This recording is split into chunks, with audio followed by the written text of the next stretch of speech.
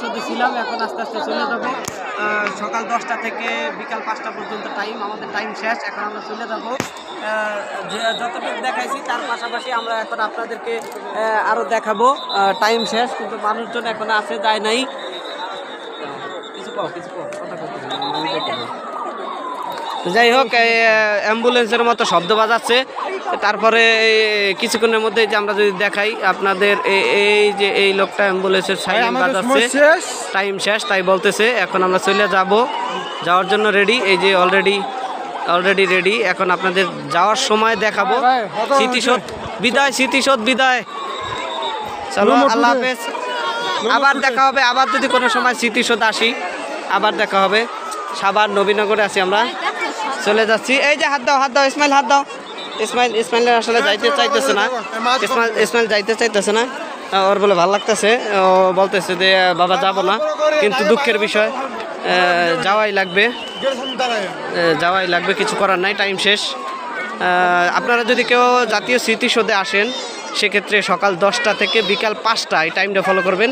এই টাইমের মধ্যে আসতে হবে। আর যদি এই টাইমের মধ্যে না আসেন তাহলে কিন্তু ঢুকতে পারবেন না। আর 5টার পরে কিন্তু বের করে দেবে, 5টার পরে বের করে দেবে, 5টার পরে কিন্তু থাকতে পারবেন না। সুতরাং টাইমটা মেনটেন করে চলে আসবেন। জাতীয় স্মৃতিসৌধ সাভার নবীনগর, এখানে আসলে দেখার মতো অনেক কিছু আছে, ভালোও লাগছে, অনেকে ছবি তুলতেছে। আসলে মানুষ দেখলে আপনারা বুঝতে পারবেন আসলে এখানে কেন আসছি বা কেন এত মানুষ। আসলে মজা আছে বিদায় বা আনন্দ আছে বিদায় এখানে মানুষজন আসে। এখানে বেশিরভাগ স্পটগুলোই ছবি তোলার মতো, ছবি তোলার জন্য মানুষ বেশি আসে।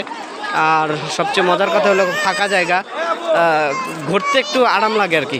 এই যে ক্যামেরা দিয়ে অনেকে ছবি তুলছে, অনেক ইউটিউবার আসছে, অনেক ব্লগার, টিকটকার, ফেসবুকার সবাই এখানে আছে মোটামুটি। থাকবে না,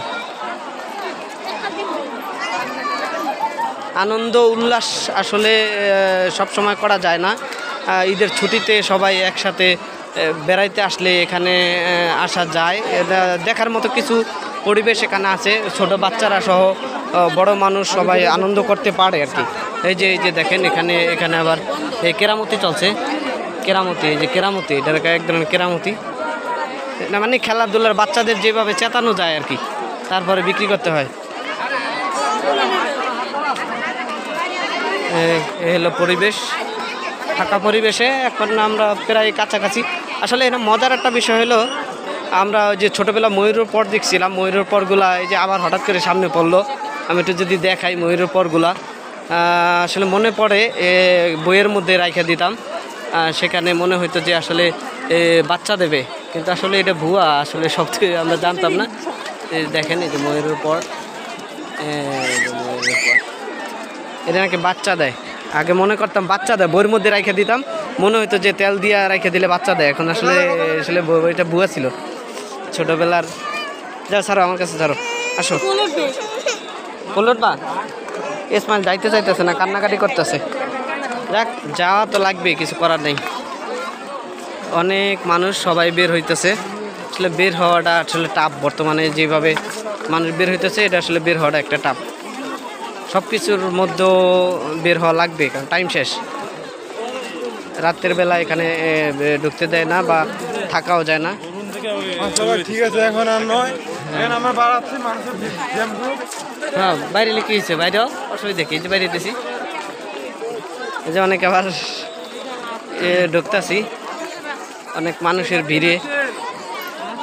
আসলে ভিডিওগুলো যদি ভালো লাগে তাহলে অবশ্যই কমেন্টে একটু লিখে দিন যে আসলে ভালো লাগছে, আসলে কষ্ট করে আসা। কমেন্ট না করলেও সমস্যা নাই, আমার ভালো লাগছে তাই আমি ভিডিওগুলো শেয়ার করছি। এই বিষয়টা হলো এই যে এখানে অনেক মানুষ, আসলে অনেক মানুষগুলো দেখেই উৎফুল্ল মনে হচ্ছে, আর বেশিরভাগ ভালো লাগছে তাই ভিডিওগুলো করা। যে এখানে চলে যাচ্ছি। হ্যাঁ, আল্লাহ হাফেজ।